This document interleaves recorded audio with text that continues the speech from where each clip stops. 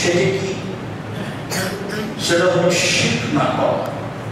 মানুষ যখন শিরক মুক্ত থাকবে তখন ও আল্লাহ যেটা হক রাখে সেটা দিয়ে দেবে। আল্লাহ আমাদের কাছে একটা অধিকার পাওনা পাই, সেটা হলো শিরক না করা। আমরাও একটা পাই, সেটা হলো শাস্তি না দেওয়া। ওটা বুখারী মুসলিমের হাদিস।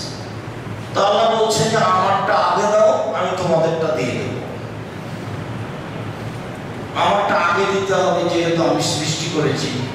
আমারটা দিয়ে দাও, আমি তোমাদেরটা দিয়ে দেব। আমারটা হলো শিরক না করা, আর তোমাদেরটা হলো শাস্তি না দেওয়া। তো ঠিক আছে, কথাতে দ্বিমত কিছু নেই। তারপরে বললেন যে পিতামাতার সাথে সদাচরণ করো।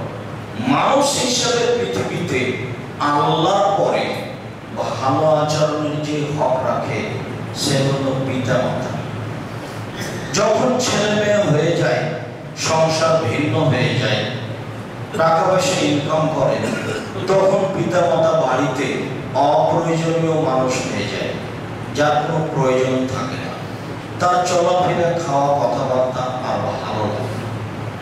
আর যত বেশি বয়স হয় তত অপ্রয়োজনীয় কথা বলে। না বুঝে এক ছেলেকে ভালোবাসে, এক ছেলেকে খারাপ বাসে। না বুঝে মেয়েরাকে ভালোবাসে, ছেলেরাকে খারাপ বাসে। না বুঝেই করে এই কথাই ঠিক, তখন আসলে সে মূলত বুঝতে চায় না।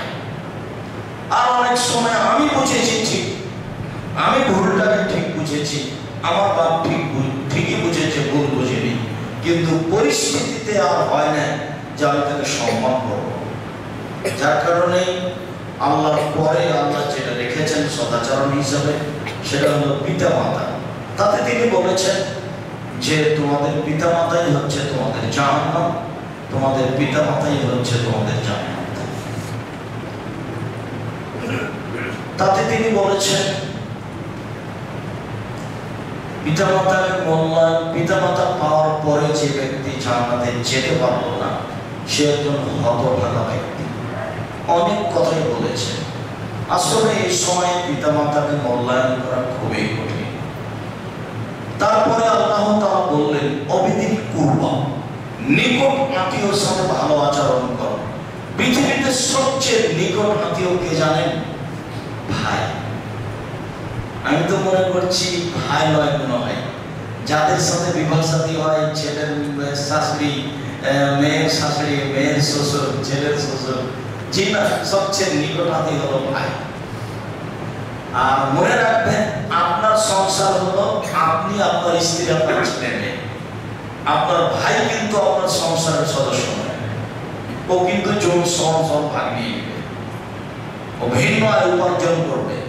একটু উনিশ বিশের গন্ডগোল লেগে যেতে পারে, এমনকি জমি জায়গা নিয়ে মামলা হয়ে যাবে। দুই ভাই দুই দিকে উঠবে কাঠগড়ায়, আর জজ বসে আছে সামনে। অবাক কথা, এটা আপনাদের চোখের সামনে মাঝে মধ্যে ঘটে থাকে।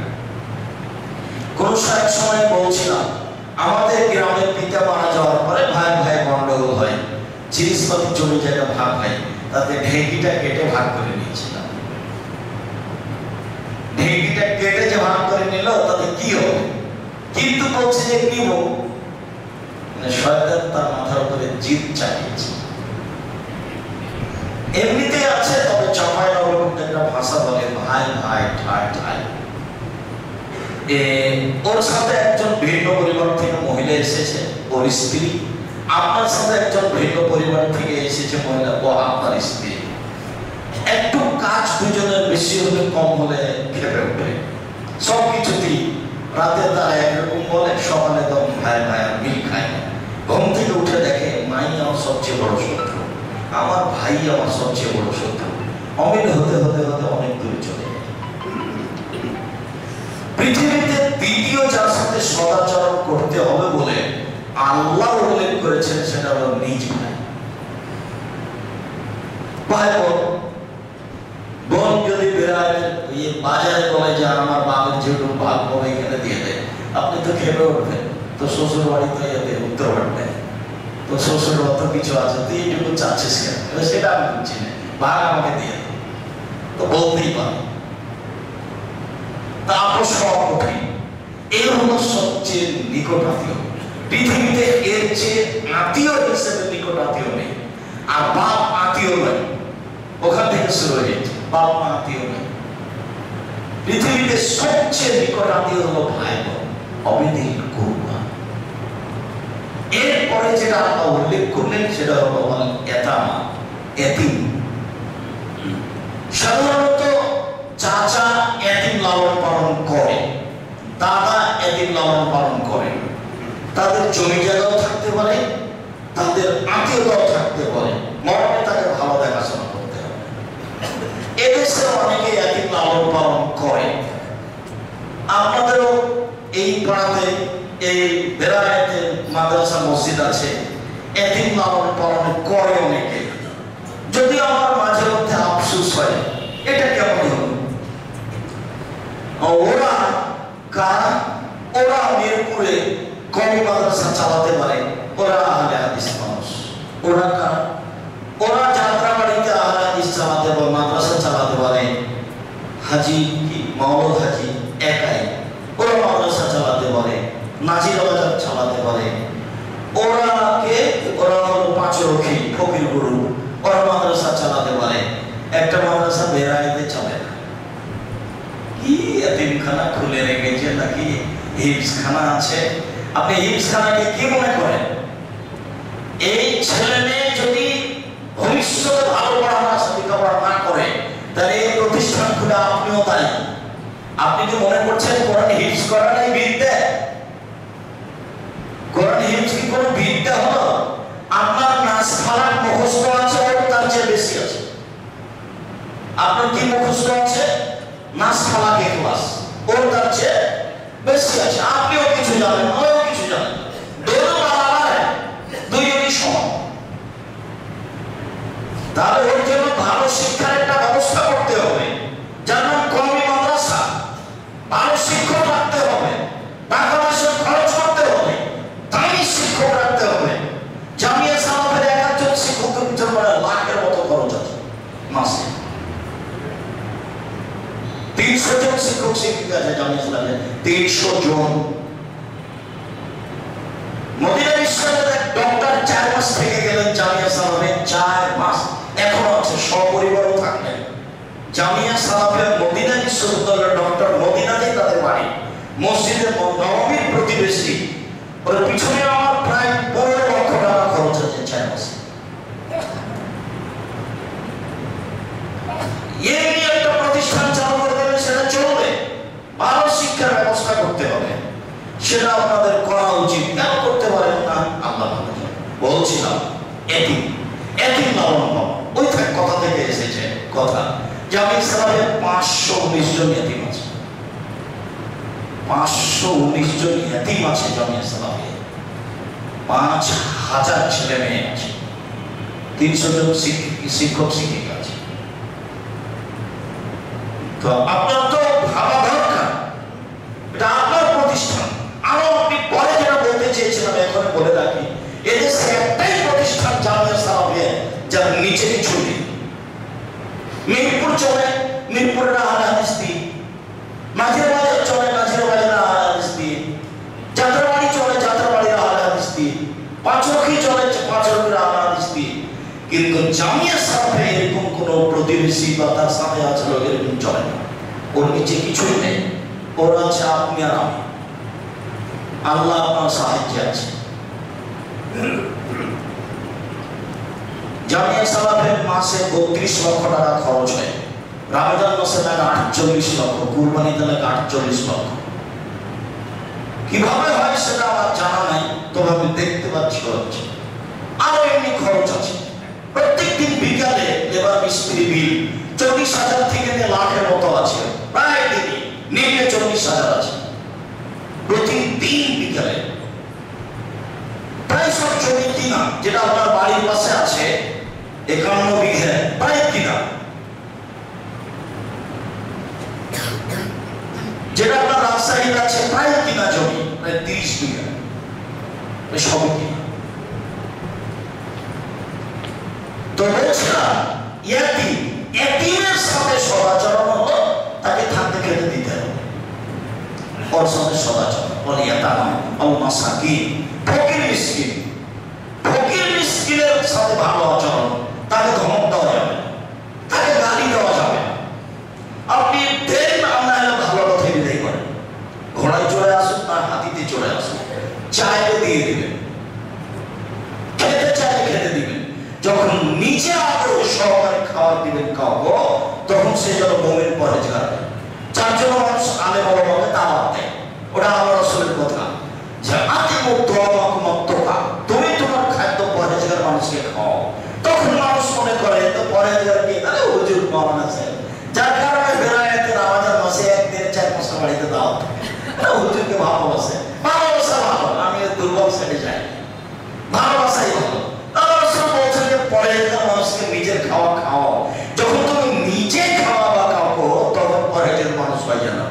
আজ খেতে চেয়েছে ও চোর হোক, চান্ডাল হোক, বড় হোক, শয়তান হোক, খেতে চেয়েছে আপনি দিবেন। হাত পেতেছে আপনার কাছে, আপনি দিবেন না। দেওয়া হাত ভালো নেওয়া হাতের চেয়ে, বুখারী মুসলিমের হাদিস। হাত পেতেছে ধমক দিতে পারবেন না কোন সময়, ও হলো তার একটা হক আছে, দীঘা তার সাথে সদাচার। আল মাসাকিন ওয়াল জারিল কুরবা, নিকট প্রতিবেশী, এটা মূল আলোচনা। নিকট প্রতিবেশী আর জারিল দূর প্রতিবেশী, একটা বাড়ির সাথে লেগে আছে, একটা পাশের বাড়ি পরে আছে। নিকট প্রতিবেশী এবং দূর প্রতিবেশীর সাথে সদাচরণ করতে হবে। প্রতিবেশীর সাথে সদাচরণের টিকে থাকা খুবই কঠিন। জমি লেগে গন্ডগোল লেগে যাচ্ছে, ও হচ্ছে 6 ইঞ্চি আমার দিকে দখল করেছে, ও বলছে না তুমি আমার দিকে 12 ইঞ্চি দখল করে আছো, চলছে গন্ডগোল, মামলা চলছে। প্রতিবেশীর ছেলে এভাবে পানি চালিয়ে দিচ্ছে, ওর দেওয়ালে লেগে গেছে, তোমার ছেলে আমার দেওয়া ভিজিয়ে দিল, নষ্ট করে দিল। আর একটু 19-20 দুই পরিবারের দুই মহিলা যখন ঝগড়া লেগে যাচ্ছে, তখন সবচেয়ে খারাপ কথা বলতে বললে জয়ী হবে। একবারে মনটাকে ঠান্ডা করে যখন দুজনকে গালি দিয়ে দিল, তখন ওর যে রাগ ভিতরে আছে ওটা ঠান্ডা হলো, অথচ কিছুই নয়, অথচ কিছুই না। প্রতিবেশীর সাথে টিকে থাকা খুবই কঠিন, যা ধারাবাহিক হাদিসে বোঝা যাবে। আল্লাহ রাসূল বলেছেন সুখময় ওই চারটে জিনিস আছে, তার এক নাম হলো ভালো প্রতিবেশী।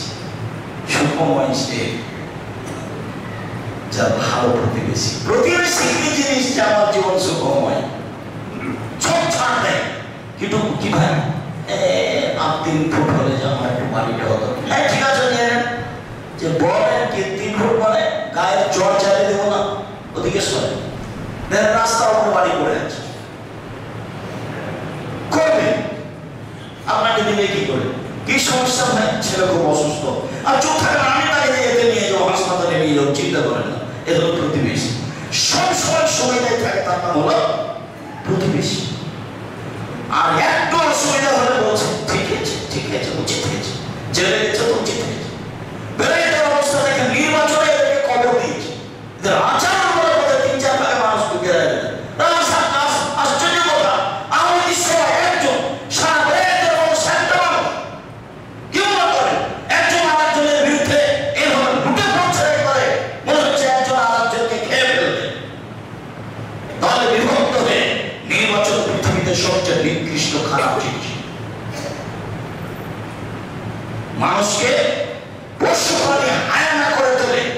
হায়ানা মানে যে সবচেয়ে হিংস্র প্রাণী, যেটা আপনি দেখতে পাচ্ছেন। আমি আব্দুর রাজ্জাক বিন ইউসুফ রায়াতে খুরবাতিতে আসবার বলেন কি আপনি, আমি 90 সাল থেকে এখন পর্যন্ত কোনো অপ্রয়োজনীয় বক্তব্য করিনি। প্রত্যেকটা বাক্যের পিছনে আমি 100% চ্যালেঞ্জ দিতে পারি, তবে আমি মানুষ, আমি ভুলের উদ্ধার। সদাচরণ প্রতিবেশীর সাথে সবচেয়ে মানুষের মধ্যে নির্বাচনী সবচেয়ে সদাচরণকে ধ্বংস করেছে। একজন আরেকজন জেলা হাজতে দিতে বললে খুশি। দূর প্রতিবেশীর সাথে সদাচরণ, নিকট প্রতিবেশীর সাথে সদাচরণ। তারপরে বললেন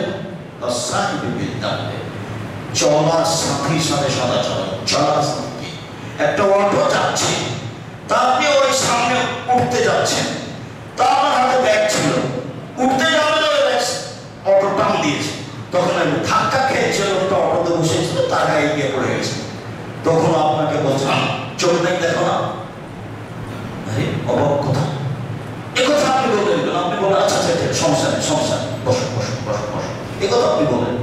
আপনি কেন বলেন যে চোখ নেই, দেখে উঠো না, হিসাব নেই, ব্যাগটা আমার মাথায় সারে গেল। চলার সাথী সাথে সদাচরণ, বুঝাতে পারি না নয়, চলার সাথী সাথে সদাচরণ। আপনি দিন রাত দেখছেন উত্তরপাড়াতে রিক্সাওয়ালা একজন আরেকজনের সাথে লেগে গেছে, এমন গালি দিল, যে গালি দিল একবার আরেকজনের সাথে লেগে গেছে, তখন ও একে গালি দিল, একবার হুয়া হয়ে যা দিয়েছে ওই তা দিল, এমন গালি দিচ্ছে সে ভাষা আপনি আর ঢাকার ভাষার কথা চেটে সারাদিন চলছে, সারাদিন চলছে। চলার সাথী, চলার পথি, গাড়িতে, ভ্যানে, রিক্সায়, মায়ে, সব জায়গায় সদাচরণ। কোরআন হাদিসের আয়াতের কথা বলছি তো, আল্লাহ বলছেন চলার সাথে যারা, তাদের সাথে সদাচরণ করতে হবে। একটা গাড়ি মারামারি লেগেছে, লেগুনাতে উঠেছেন উত্তরটা, এখানে নামবেন, বলছে 15 টাকা দিতে হবে। বলো কি তুমি সারা জীবন 12 টাকা দিয়ে আসছি, না 15 টাকা দেবো মানে? 12 টাকা চেয়েছে, 10 টাকা দিয়ে আসেন, সেই কি তুমুল ঝগড়া 2 টাকা 1 টাকার জন্য চলছে, যেটা আপনি দেখতে পাচ্ছেন। এর নাম হলো চলার সাথে, সাথীর সাথে সদাচরণ করতে হবে, এই কথা আল্লাহ বলেন। অবিনিশ্চয়ই পথিকের সাথে সদাচরণ, পথিককে ও বলছে যে আমার বাড়ি নোয়াখালী, এই মসজিদে বলছে কি হয়েছে, আমার 300 টাকা পকেটে হারিয়ে গেছে, একটু টাকা দিতে হবে। তখন আমি বলছি টাকা নিতে ক্লিয়ার করে টাকা চাই, এ কথা আপনাকে বলতে হবে না, আপনি বলতে পারেন, উপদেশ দিন, দেখো এটা তোমার অভ্যাস যদি হয় তাহলে খুব খারাপ, 300 টাকা আমি তোমাকে 50 টাকা দিলাম, আপনি 50 টাকাকে বিদায় দেন, আপনি তাকে কেন বললেন? তো স্বাভাবিক খারাপ, তুই খালি মিথ্যা করে টাকা দেন। তো কাল দেখিনি, ওই যে তোমার তো ওই মসজিদে দেখেছি, তুই বলছিলি যে আমার টাকা হারিয়ে গেছে, আমার বাড়ি নোয়াখালী। পথিকের সাথে সদাচরণ করতে হবে, পথিকের সাথে সদাচরণ করতে হবে, এ কথা আল্লাহ বলেন। অমালাকা তাইনাকুম, দাস দাসী কাজের মেয়ের সাথে সদাচরণ করতে হবে, কথা আল্লাহ বলেন। কাজের মেয়ের সাথে, কাজের মেয়ের সাথে বাড়িতে কাজ করছে, এ কথাই ঠিক, তাকে গালি দিতে হবে না, এ কথাই ঠিক, তাকে যখন তখন বকা দিতে হবে না, এ কথাই ঠিক, তার কাছে কোনো জিনিস নষ্ট হয়ে যেতে পারে, এ কথাই ঠিক, তরকারিতে লবণ বেশি হতে পারে, এ কথাই ঠিক, আপনি তাকে ভদ্র ভাষায় বুঝাতে থাকেন, এ কথা আল্লাহ বলছেন। কাজের মেয়ের সাথে সদাচরণ করতে বলছেন আল্লাহ। পরে শেষ বাক্যটা আল্লাহ বললেন, বিশ্বাসঘাতক অহংকারীদের আল্লাহ ভালোবাসেন না। এই বাক্য কেন?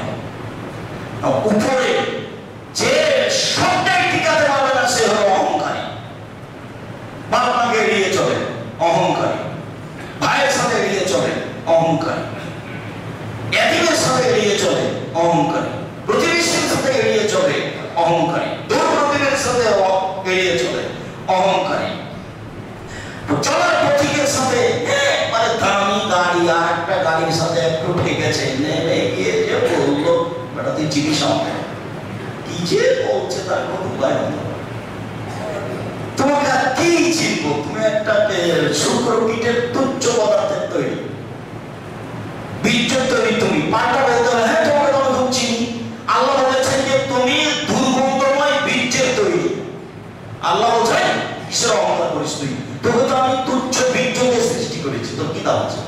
বহু জায়গাতে কথা বলেছে। এখন রিক্সাওয়ালা যদি বলতে পারে তাকে হ্যাঁ আপনার খুব ভালো চিনি, আপনি দুর্গন্ধময় তুচ্ছ বীর্য দিয়ে সৃষ্টি, আপনাকে চিনি তো আমি খুব ভালো করে, তার উচিত শিক্ষা হবে। গাড়ি একবার ঠেকে যেতে পারে, রাস্তায় গাড়ি চলে, কারো গাড়ির সাথে লেগে যাবে না, কি ফেরেশতা চালাচ্ছে নাকি? সব শেষে বললেন অহংকারীকে আল্লাহ পছন্দ করে না। তার মানে প্রত্যেকটা জায়গাতে যতটা স্তর বলে আসলো, সব জায়গাতে মানুষ অহংকারী হিসেবে ধরা পড়তে পারে, সব জায়গাতে মানুষকে মাটির মানুষ হিসেবে পরিচয় দিয়ে আসতে হবে। আল্লাহ দুর্বল দুর্গম গিরিপথ অতিক্রম করতে পারবো না। আমাদের মালাকাও মোহাম্মদ সাল্লাল্লাহু আলাইহি ওয়াসাল্লাম, আপনি কি বলতে পারেন দুর্গম গিরিপথ কি? তাহলে দাস দাসীকে মুক্ত করে দাও, অথবা ক্ষুধার্ত অবস্থায় মানুষকে খেতে দাও,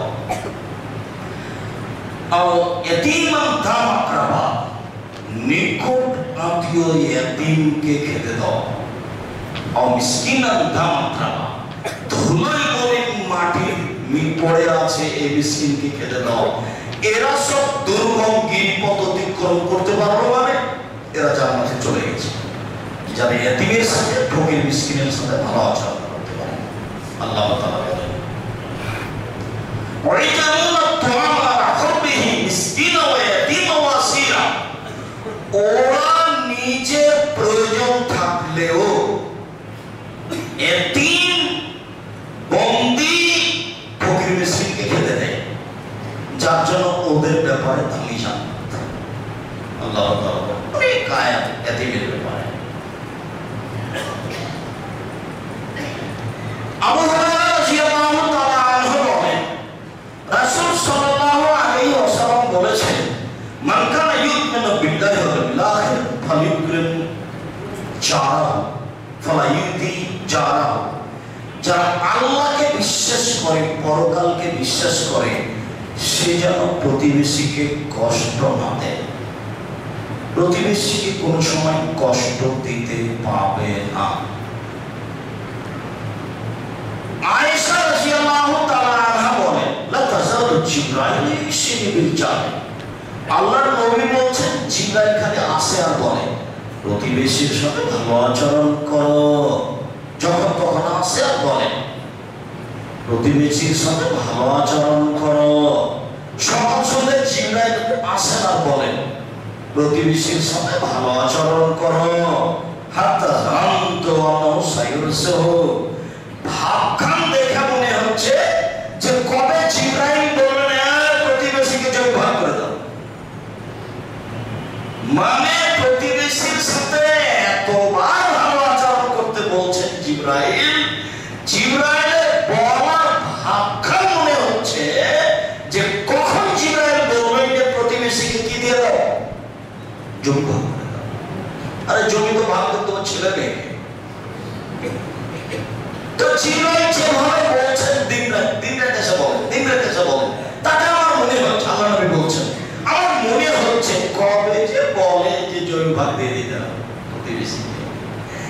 এমন ভাবে বাড়ি করেছে প্রতিবেশী যদি দেওয়াল উঠায় মিস্ত্রি ঢুকতে পারবে না মধ্যে। প্রতিবেশী যেন কাজই না করতে পারে ওইভাবে প্রাচীন ভালো আছে। এখন এইটুকু যদি আমি এটা দেখছি, আপনার ইয়েতে হাঁটাবো, বীর হাঁটাবো, রূপগঞ্জে সবাই রাস্তার উপরে বাড়ি করেছে, প্রাচীর দিয়েছে, আর প্রাচীরের বাইরে গাছ লাগিয়েছে। প্রাচীরে তো তুমি রাস্তার উপরে দিয়েছো, তো তার বাইরে গাছ লাগায় না কি করে? আমি অনেকদিনই বলি 24 ঘন্টার মধ্যে সব গাছ কেটে ফেলে দিতে হবে, প্রাচীর ভেঙে দিতে হবে। রাসূল সাল্লাল্লাহু আলাইহি ওয়াসাল্লাম বলেছেন, যেখানে রাস্তা নিয়ে গন্ডগোল সেটা যা আছে তার ডবল হবে, এবং একমাত্র রাস্তার কারণেই বাড়ি ঘর ভেঙে দেওয়া যায়, এটা আল্লাহ রাসূলের কথা। কঠিন ব্যাপার। রাস্তার সাথে কোনো আপোষ নেই। রাস্তার বিষয়ে খুব শক্তভাবে রাসূল সাল্লাল্লাহু আলাইহি ওয়াসাল্লাম দেখেছেন। রাস্তাতে বসতে নিষেধ করেছেন।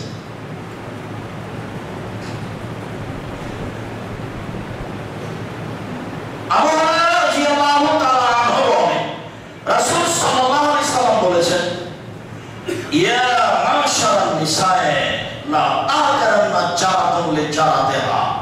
প্রতিবেশী মহিলা শোনো, পৃথিবীর সকল মহিলা শোনো, প্রতিবেশী মহিলাদের তুচ্ছ মনে করো না। প্রতিবেশী মহিলাকে তুচ্ছ মনে করো না। সময়ে সময়ে প্রতিবেশী মহিলার কাছে দিয়ে পাঠায়, ছাগলের খুর হলেও। মানে প্রতিবেশী হক রাখে, একদিন তরকারি দিয়ে আসিও, একদিন কলা দিয়ে আসিও, একদিন ইফতারি দিয়ে আসিও। পৃথিবীর প্রতিবেশী মহিলা শোনো, মহিলাকে বলছে, পৃথিবীর প্রতিবেশী মহিলা শোনো,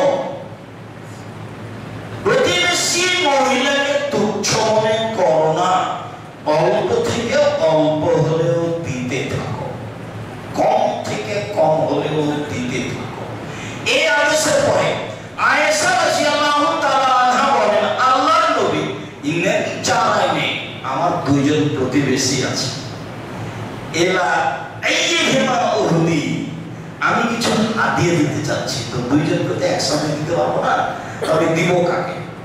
একসাথে 4-5 জনকে দিলে থাকতে হবে না, দেখুন দুইজন প্রতিবেশীকে আয়েশা একসাথে দিতে পারবেন না।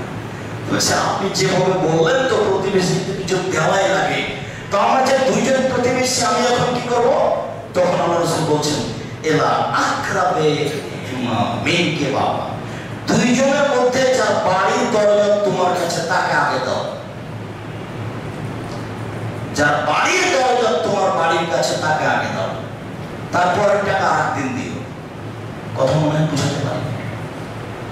যখন সারা পৃথিবীর মহিলাকে বললেন প্রতিবেশী মহিলাকে তুচ্ছ মনে করো না, কম থেকে কম হলেও দিও, তাই সমাজ বলছেন আমার দুইজন প্রতিবেশী আছে, তা আমি তো কিছু দিতে চাচ্ছি, কাকে দিব?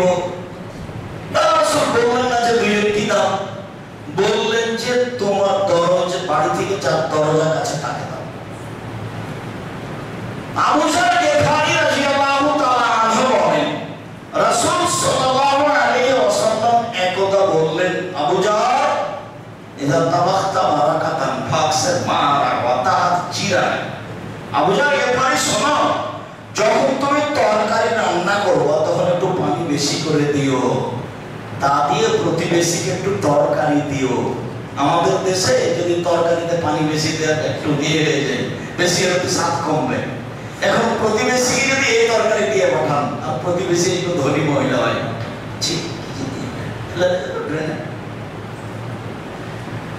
মুখে দিয়ে তাকে তিতা একবার মিঠানো মুখ খুলতে হবে না, তুমি ওটা রেখে দাও, ছাগলকে খাওয়াই, কিন্তু তুমি ওই খালি বাটিটা ফেরত দিও না, তোমার ভালো তরকারিটা ওই বাটিতে দিয়ে পাঠাও।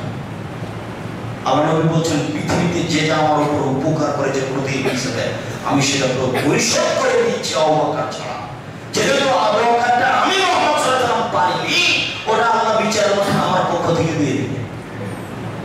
আমি মানুষ হিসেবে আবু বকর আমার উপরে যা করেছে আমি তা পালন করতে পারিনি, তো যেটা বাকি থেকে গেছে যেটা কে দিবে? আমার পক্ষ থেকে আল্লাহ আবু বকর সিদ্দিককে দিয়ে। তার স্ত্রী ওর প্রতিবেশী গরিব মানুষ একটু তরকারি দিয়েছে, লবণ বেশি হয়েছে, এভাবে যেভাবে দিয়ে ওভাবে বললো কেন? নাকশি কেটে দিয়ে বলতে হবে না, মুখ খুলতে হবে না, বলে দিয়ে ঠিক আছে তুমি রেখে দিও, পরে ছাগলকে খাওয়াও বা একটা কিছু করিও, এখন তোমার ভালো তরকারির বাটিতে একটু দিয়ে দাও। তুমি তো ভালো, সবাই জানে তোমার কথা তো সবাই বলে, তুমি কৃপণ হয়ে না। সম্মানিত মসজিদের মুসল্লি, দিনী মুসলিম ভাই বোন, এতিম ও প্রতিবেশী, আলহামদুলিল্লাহ ওয়াহদা সালাতু ওয়াসসালামু আলা নবী বাদা, এতিম ও প্রতিবেশী। আবু হুরায়রা রাদিয়াল্লাহু তাআলা আনহু বলেন, রাসূল সাল্লাল্লাহু আলাইহি ওয়াসাল্লাম বলেছেন, লা ইয়ামনু আহাদুকুম জারাহু ওয়া ইয়াজা খাসাবাতান ফি জিদারিহি, একজন প্রতিবেশী আরেকজন প্রতিবেশীর দেওয়ালে একটা কাঁটা কাটতে চাচ্ছে, কাপড় শুকাবে সেই জন্য পুঁতে দিতে চাচ্ছে, এর জন্য বাধা না দেয়। প্রতিবেশীর একটা প্রাচীর আছে, তো প্রতিবেশী বলছে, ভাইয়া আমি আপনার প্রাচীরের টেনটা উঠাতে চাচ্ছি, এখানে রান্না করবো সেই জন্য। আরে বলেন কি, আমার এই প্রাচীরে আপনি কালি করবেন? না, খবরদার টিন লাগাবেন না, এ মানুষই নয় শয়তানি। এই প্রতিবেশীর সাথে জীবন কালি পেলে আর চিন্তা করি না, চাল লাগিয়ে দেন, রান্না করে খান, কোনো সমস্যা নেই। ভাইজান আমার প্রাচীর থেকে আপনার প্রাচীরে আমি একটা রশি লাগাতে চাচ্ছি একটু কাপড় চোপড় শুকানোর জন্য। না না, খবরদার, ওই প্রাচীর আপনি কাঁটা মারিয়ে না, প্রাচীর নষ্ট হয়ে যাবে। এ ভালো মানুষ নয়। কোন সমস্যা নেই, ভেঙে একটাতে আসে, যেমন আপনি কাঁটা মারেন দিয়ে আপনি রশি বাঁধেন, কাপড় শুকান, কোনো সমস্যা নেই। এগুলো প্রতিবেশী। আর যার সবে ভালো প্রতিবেশী, আমার সব কোথায় কোথায় হাত দিচ্ছে বুঝতে পারছেন? এ দেখেন, আব্দুল্লাহ ইবনে আব্বাস রাদিয়াল্লাহু তাআলা বলেন, লাইসাল মুমিন আল্লাযী ইয়াসবাউ জারু জারু জামবিহি। ওই হাদিস ঠিক যেটা আগে থেকে শুনি, যে ওই ব্যক্তি মুমিন নয় যে ব্যক্তি তৃপ্তি সহকারে খায় প্রতিবেশী ক্ষুধার্ত।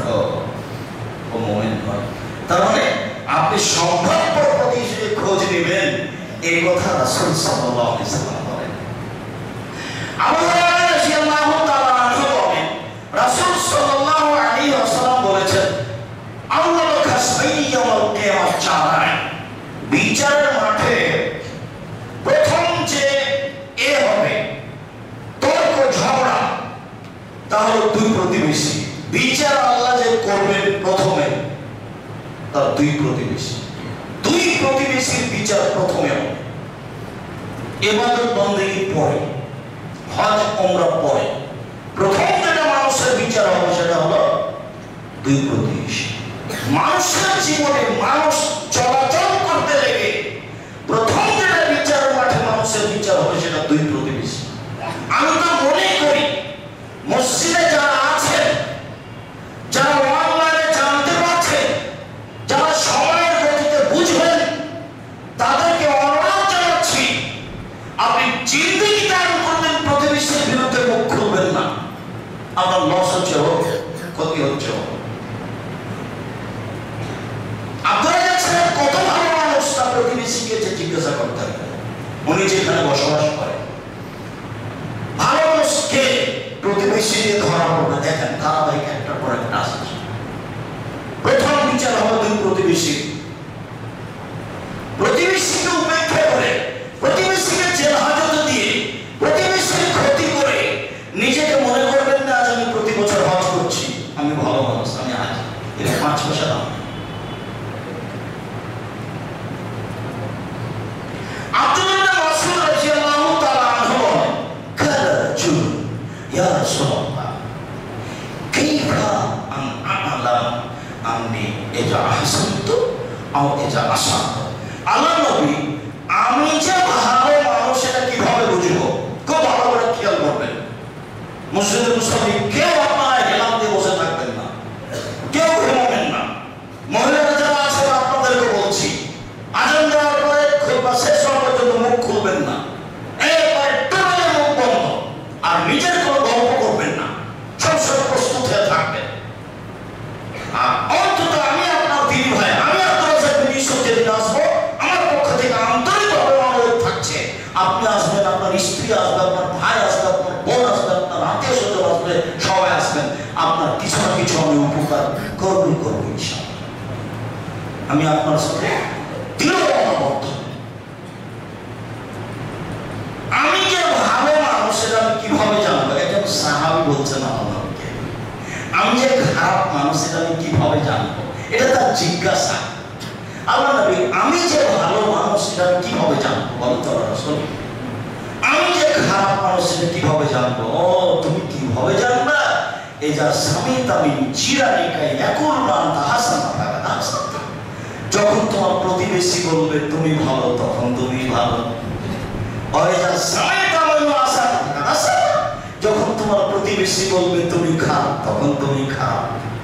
এ বাক্য কিন্তু আমার নয়, এ বাক্য কোনো মনুষ্যের নয়, এ বাক্য উমারের নয়, এ বাক্য আবু বকর সিদ্দিকের নয়, এ বাক্য স্বয়ং মুহাম্মদ সাল্লাল্লাহু আলাইহি ওয়াসাল্লাম। যখন তোমার প্রতিবেশী বলবে তুমি ভালো, তখন তুমি ভালো। যখন তোমার প্রতিবেশী বলবে খারাপ, তখন তুমি খারাপ। আপনারা আহলে হাদিস মানুষ, বেলায়েত একটা ঐতিহ্যবাহী গ্রাম, একটা বড় জায়গা, সেখানে একটা আপসে দ্বন্দ্ব থাকবে। একজন আরেকজনের বিরুদ্ধে যাবে কেন? সবাইকে একজন হয়ে থাকতে হবে। সব মসজিদের নিয়ম করে একই হবে। একজন আরেকজনের একা ঐকান্তিক ভাবে ভালোবাসে থাকতে হবে। গোটা একটা মসজিদ থেকে অসুবিধা হলে আর একটা মসজিদে যা টাকা পয়সা সহযোগিতা করবে।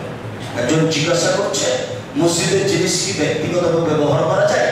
যেমন মসজিদের পানির লাইন আমি বাড়িতে ব্যবহার করছি, টয়লেটের পানি লাইন জি না। মসজিদের কোনো জিনিস কেউ ব্যক্তিগতভাবে ব্যবহার করতে পারবে না। মসজিদের টাকা পয়সা কোটি কোটি আছে, ব্যাংক আছে, যে ব্যাংকেই থাক না কেন, টাকা বাড়ছে, এই টাকা ফকির মিসকিনকে দেওয়া যাবে না। কেন? এটা একটা মালিক না, ওইটা ওই ব্যাংক টাকার সাথেই থাকবে যেভাবে পারে। ভালো মন্দ বিবেচনা হয় মালিক থাকবে, তো এই টাকা তো মালিক নাই। এই টাকা যখন যারা সেক্রেটারি সভাপতি হবে তখন তারা বৈধভাবে ব্যবহার করবে। আর মসজিদের টাকা মাদ্রাসায় নিয়ে যাওয়া যায় না, এটা হলো পৃথিবীতে সবচেয়ে সম্মানী জায়গা।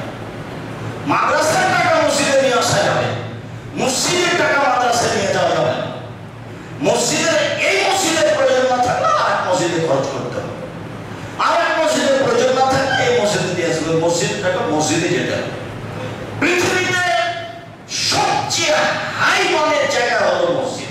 এর কোন সম্পদ কোন জায়গায় ব্যবহার হবে না, এর কোন সম্পদকে ব্যক্তিগত ব্যবহার করতে হবে না।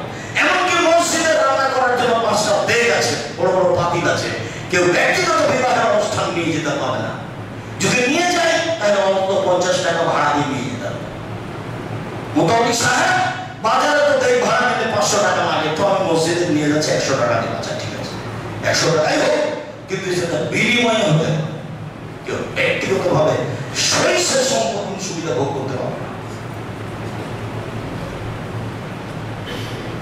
সম্মানিত মসজিদের প্রতিবেশী রাসূল সাল্লাল্লাহু আলাইহি ওয়াসাল্লাম বলছেন যে খায়রুল আসহাবে ইনদাল্লাহ খায়রুল সাহেবে, সবচেয়ে ভালো মানুষ সেই আল্লাহর কাছে যে তার বন্ধুর কাছে ভালো। সবচেয়ে ভালো স্বামী ওই যে তার স্ত্রীর কাছে ভালো। সবচেয়ে ভালো স্ত্রী সেই যে তার স্বামীর কাছে ভালো। সবচেয়ে ভালো প্রতিবেশী সেই যে তার প্রতিবেশীর কাছে ভালো।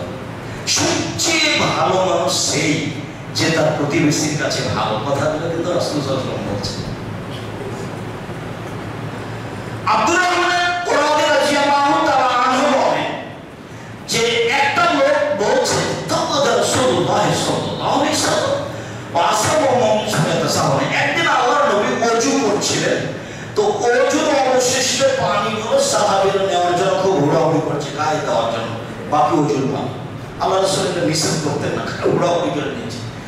তখন আল্লাহ রাসূল বলছেন মা ইয়ামালু ওয়ালা হায়াত, কি জিনিস তোমাদেরকে এত উৎসাহিত করলো আমার বাকি পানি নেওয়ার জন্য হুড়াহুড়ি করছো কেন? তখন ওনারা বলছেন যে আব্দুল্লাহ রাসূল, আপনাকে ভালোবাসি যে, আল্লাহকে ভালোবাসি যে, সেজন্য আপনার অতিরিক্ত পানিটা নেওয়ার জন্য হুড়াহুড়ি করছি। তখন আল্লাহ রাসূল বলছেন শোনো, মান সাররাহু ইউল্লাহু রাসূলুহু, যে চায় আল্লাহকে ভালোবাসতে, যে চায় রাসূলকে ভালোবাসতে, যে চায় আল্লাহ তাকে ভালোবাসুক, যে চায় রাসূল তাকে ভালোবাসুক, ফালিয়াতাসাদ্দাক হাদিসাহু ইযা সাদ্দাকা, তাহলে সে যেন সত্য কথা বলে। 1 2 বলে ইউতি আমানতে তুমি না মসজিদ মাদ্রাসার টাকা তার কাছে রাখা হলে সময় যেন প্রদান করে দেয়।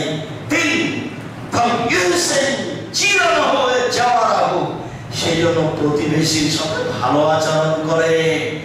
আমার পানি নিয়ে ভালোবাসা দেখাতে হবে। শোনো, আল্লাহকে ভালোবাসে সেই, রাসূলকে ভালোবাসে সেই, প্রতিবেশী ভাইকে ভালোবাসে যে। আল্লাহকে ভালোবাসে সেই, টুপি সুটি, আল্লাহকে ভালোবাসে সেই, রাসূলকে ভালোবাসে সেই, যে কাকে ভালোবাসে ভুলে যাচ্ছেন না, প্রতিবেশীকে ভালোবাসে। সম্মানিত মসজিদের মুসল্লি যারা অনলাইনে আমাদের সাথে আছেন, যারা সময়ের গতিতে আমাদের বক্তব্য অবগত হবেন, তাদেরকে আমরা আরো সতর্ক সহকারে বলতে চাই যে আবু হুরায়রা রাদিয়াল্লাহু তাআলা আনহু বলেন একটা লোক বলল আল্লাহর রাসূলের কাছে, আল্লাহর রাসূল ফলাম তুযকারু মিন কাসরাতি সালাতি ওয়া সিয়ামি ওয়া সাদাকাতিহা কানা তুতি জিরানে হাবিলাসনা। আল্লাহর নবী বলা হচ্ছে যে অমুক মহিলা বেশি বেশি সালাত আদায় করে, তাহাজ্জুদ পড়ে, অমুক মহিলা বেশি বেশি সিয়াম পালন করে, নফল সিয়াম থাকে, অমুক মহিলা বেশি বেশি দান খায়রাত করে, তবে মুখ দিয়ে প্রতিবেশীকে কষ্ট দেয়, আল্লাহ রাসূল বলেন হে ফিন্না, ও জাহান্নামে যাবে। তাহলে দান খায়রাত সালাত সিয়াম হজের ফলাফল কি? জাহান্নাম। আবার বলা হচ্ছে আল্লাহ রাসূল তুযকারুনা ফলাহাতান কিল্লাতা সিয়ামে ওয়া সাদাকাতিহা ওয়া সালাতিহা, অমুক মহিলা বেশি বেশি কম কম সালাত আদায় করে, কম কম সিয়াম পালন করে, কম কম দান খায়রাত করে, ইন্নাহা তাসাদ্দাকা বিলাসরিন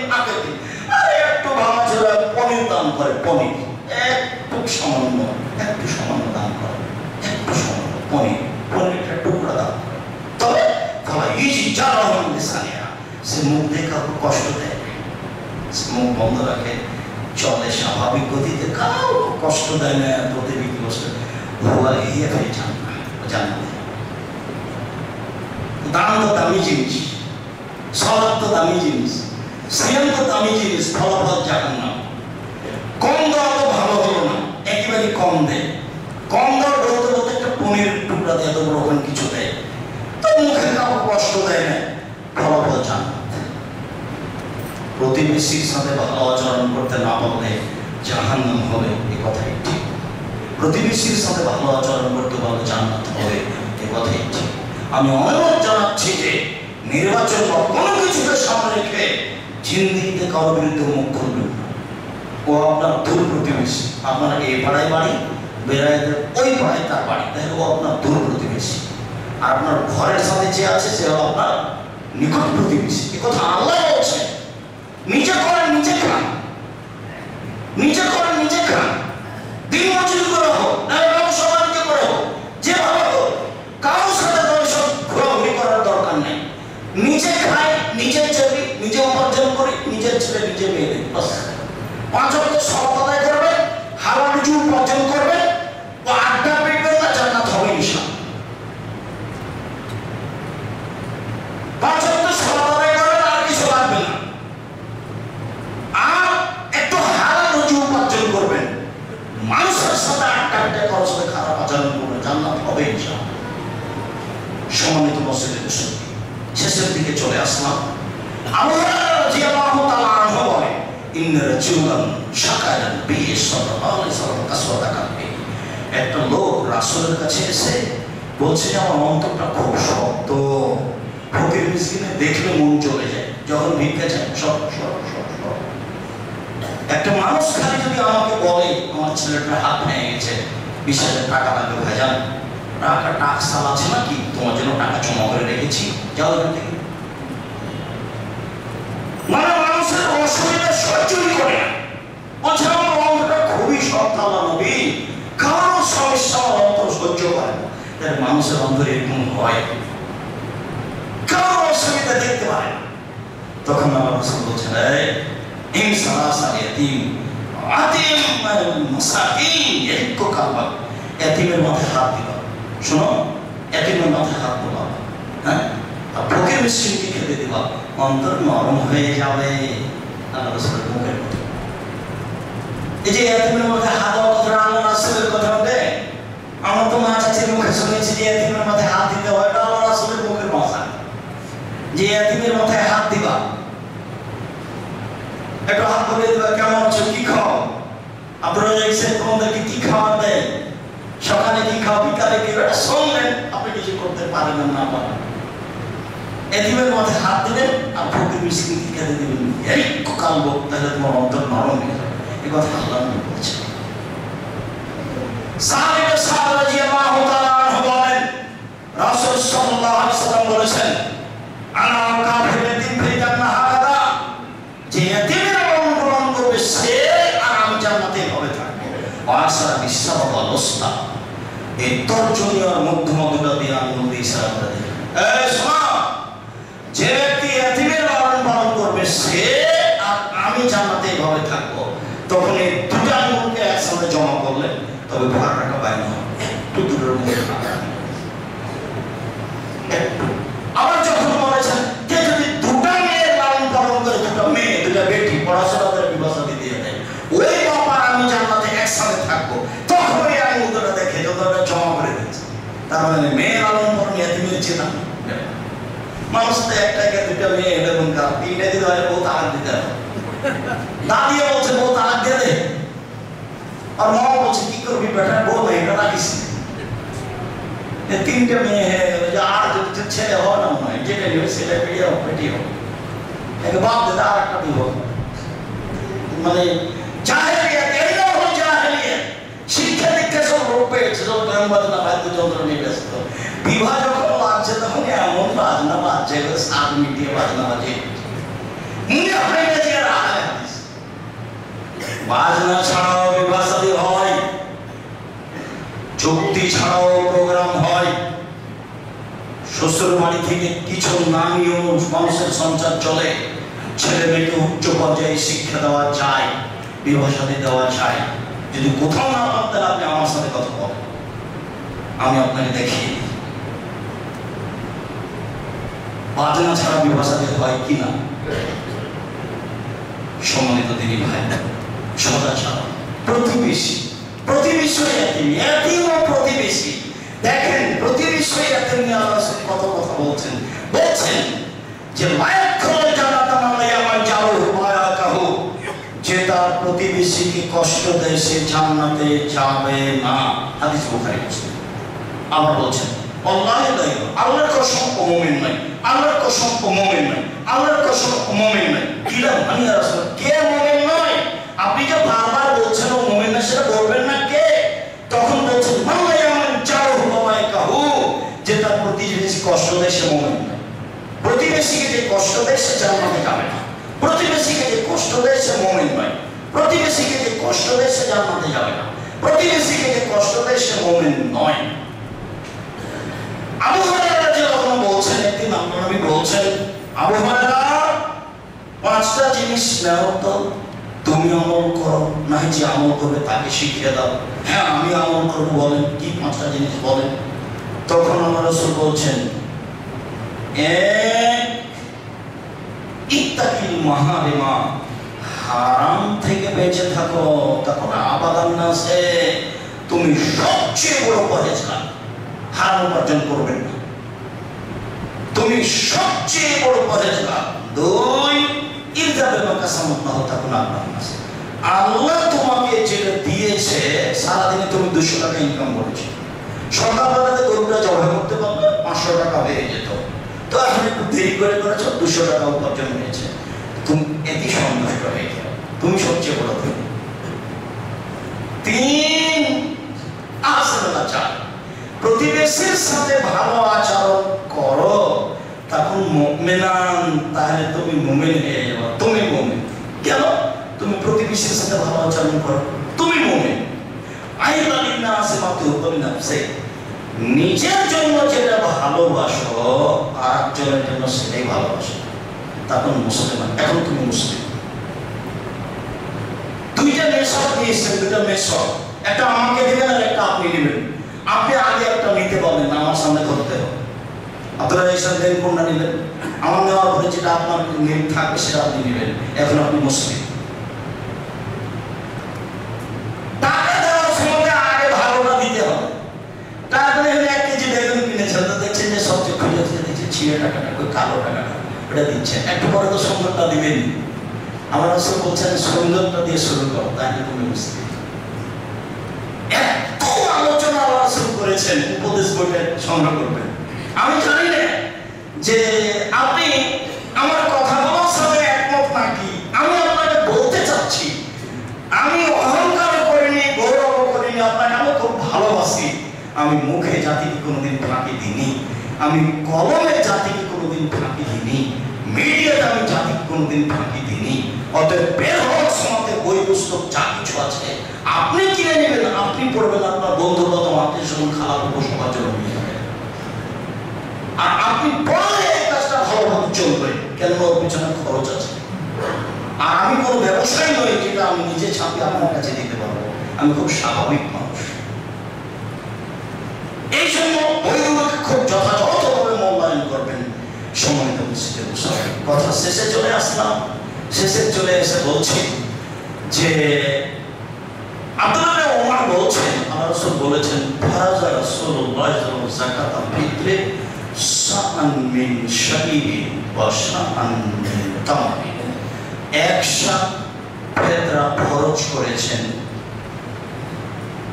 আলা সাগীরে ওয়াল কাবীরে, ছোট বড় সবার উপরে, অত্যাকার ওয়াল উনসা, মহিলা পুরুষ সবার উপরে, ওয়াল হুররি ওয়াল আবদে, দাস-দাসের ফকির মিসকিন ধনী গরিব সবার উপরে।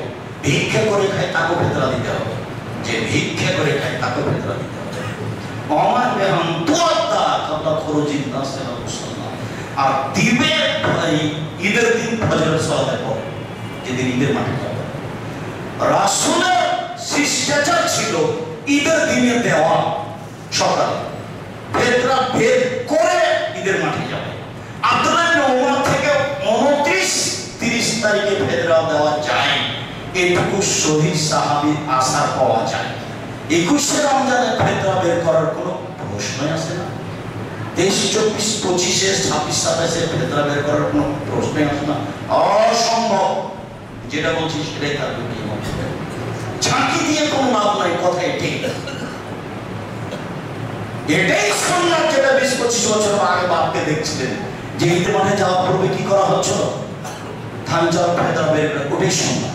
ঈদের দিনই হতো বন্টন সুবিধা মতো হবে, যেদিন পারবেন সেদিন বন্টন নিয়ে হোড়াহুড়ি কিছু নেই। অতিরিক্ত যদি করতে চাই তাহলে 29শে রমজান বা 30শে রমজান যা করেছেন ভুল হয়েছে, ফিরে আসতেই হবে। কোন কথার দিকে চোখ দিয়ে কোনো লাভ নেই, এটাই এটাই সহিহ, এর বিকল্প পথে কোনো লাভ নেই। আর ফেতরা দিয়ে, টাকা দিয়ে ফেতরা আদায় হবে না। সারা পৃথিবীর মানুষ যদি টাকা দিয়ে ফেতরা আদায় করে, সারা পৃথিবীর মানুষই গুনাহ। আবু সাঈদ খুদরি রাদিয়াল্লাহু তাআলা আনহু বলছেন, আমি চিরদিন ফেতরা শস্য দিয়ে দিয়েছি, যতদিন বেঁচে থাকবো ততদিন দিব। মুআবিয়া রাদিয়াল্লাহু তাআলা সিরিয়ার প্রেসিডেন্ট। মুআবিয়া খুব বুদ্ধিমান মানুষ ছিলেন, আজীবন মুহাম্মদ সাল্লাল্লাহু আলাইহি ওয়াসাল্লামের সাথে যুদ্ধ করেছেন। জীবন বাজি রেখে মুহাম্মদ সাল্লাল্লাহু আলাইহি ওয়াসাল্লামের সাথে যিনি যুদ্ধ চালিয়ে গেছেন তিনি হচ্ছেন মুআবিয়া রাদিয়াল্লাহু তাআলা আনহু। বুদ্ধিমান, সচেতন মানুষ, বংশ ভালো, হুঁশিয়ার মানুষ, যে কোনো মূল্যে মুহাম্মদ সাল্লাল্লাহু আলাইহি ওয়াসাল্লামকে ধূলিসাৎ করে দিবে এরকম পরিকল্পনা যার ছিল, সে হচ্ছে মুআবিয়া রাদিয়াল্লাহু তাআলা আনহু। মুআবিয়া রাদিয়াল্লাহু তাআলা শেষ পর্যন্ত মুসলমান হয়েছিলেন। ওমর বুঝতে পারছিলেন মুআবিয়ার বুদ্ধি বিবেচনা, তাই মুআবিয়াকে একটা দেশ ছেড়ে দিয়েছিলেন, তুমি তার প্রেসিডেন্ট। সম্মানী মানুষকে সম্মান দিতে হবে, না হলে থাকতে পারবে না। ওকে একটা ভালো পদে রাখতে হবে, নয়তো আপনার বিরুদ্ধে যাবে, না হলে পালাবে, না আপনার ক্ষতি করবে। সম্মানী মানুষকে সম্মান দিতে হবে, ওমর ভালো বুঝতে পেরেছিলেন। তো এক সময় অনেকদিন পরে আসলেন মুআবিয়া রাদিয়াল্লাহু তাআলা মদিনায়। তখন ওখানকার খলিফা এসে জুমার খুতবা দিলেন। জুমার খুতবা তিনি বলেন, মদিনার মানুষ, আমি মনে করি সিরিয়ার অর্ধশা গম সমমূল্য মদিনার 100 খেজুর, 100 খেজুরের দাম যা সিরিয়ার অর্ধশা গমের দাম তাই। সিরিয়ার গমের দাম দামি কম, আর মদিনার খেজুর কম দাম। অতএব সিরিয়ার অর্ধশা গম সমান 100 খেজুর মদিনা। কেউ যদি গম দেয় তাহলে অর্ধশা গম দিবে। জনগণ গ্রহণ করে নিল, বাস ভালো তো, অর্ধেক হয়ে গেছে, ভালোই তো। তখন আবু সাঈদ খুদরি বলেন, জি না, রাসূলের যা করেছি তাই করব, মাইশত যতদিন বেঁচে আছি। জনগণ বলল, কেন মুআবিয়ার কথা চলবে না? তখন আবু সাঈদ খুদরি বলছেন, তিলকা কিমাত মুআবিয়া, এটা হলো মুআবিয়ার মূল্য হিসাব। মূল্য হিসাব করে এটা মুআবিয়া বলেছেন। এটা আমি ভাগ বলো ভালো না, মুআবিয়ার কথা আমি জিন্দেগিতে কোনোদিন গ্রহণ করব না, সেটা আমি মানব না। ও দেশের প্রেসিডেন্ট, মুআবিয়ার কথা আমি গ্রহণ করব না, আমি তার কথা মানব না। এই কথা আবু সাঈদ খুদরি রাদিয়াল্লাহু তাআলা ঘোষণা দিলেন। আহলে হাদিস সেটাই পালন করে আসছিল, নিজেকে হারিয়ে দিবেন না। আপনার নাম আহলে হাদিস মানে ফাঁসির মঞ্চে যেতে আছি হাত নিচে বাঁধবো না, তার নাম আহলে হাদিস।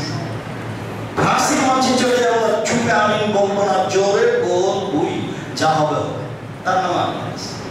কেন আপনি পিছিয়ে হয়ে যাচ্ছেন? কে আপনাকে বলছে পৃথিবী উল্টে যাবে, আপনি আহলে হাদিসের নীতি থেকে ফিরে আসবেন না? সংশয়িত হয়ে এটাই চূড়ান্ত, যতদিন বেঁচে আছি। ঈদের দিন বা ঈদের আগের দিন দেবো, এটাই চূড়ান্ত, যা হবে হবে। পৃথিবী উল্টে যাক, তাতে আসে যায় না। আমি তো বলেছিলাম, কাবা ঘর সারা পৃথিবীর মানুষ যদি 3 ফুট পর পর করোনার কারণে দাঁড়ায়, আমি আব্দুর রাজ্জাক বিন ইউসুফ যদি যখন দেশ শ্বাস আছে 3 ফুট পর পর দাঁড়ালো না, প্রয়োজনে একাই সালাত আদায় করবো ঘরে, মাস্ক পরবো না। করোনার কারণে মাস্ক পরবো না, মাস্ক পরবো এমনি ধোলাবালির জন্য, এখন পরবো। ছেলে করবো না, মাস দিয়ে আমি ভাগ্য বাড়াতে রাজি নই। মানুষ যদি সতর্ক হয়ে ভাগ্য বাড়াতে পারত, তাহলে ফিউচার পার্কের মালিকও পারত, তারা দেশের পানি খায় না, তারপরে চলে গেছে। এইগুলো কথা নয়। ভাগ্যের উপর বিশ্বাস করতে হবে, শরীরের বিশ্বাস। সম্মানিত বসতে বিষয়গুলি বিবেচনা করবে। আমি আপনার দিনী ভাই, আপনি আমার দিনী ভাই।